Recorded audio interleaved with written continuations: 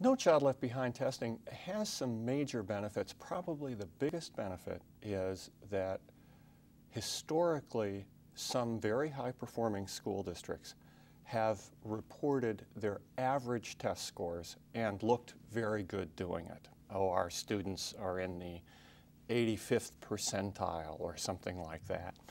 And it makes particularly suburban school districts look very good when you report an average. No Child Left Behind testing has required disaggregated results by ethnic group, by gender, by economic status, and by disability status. And suddenly these very high-performing school districts aren't looking so good. What it's revealed is that we have served some students very well with our public schools, particularly majority, reasonably well-to-do, native English-speaking students.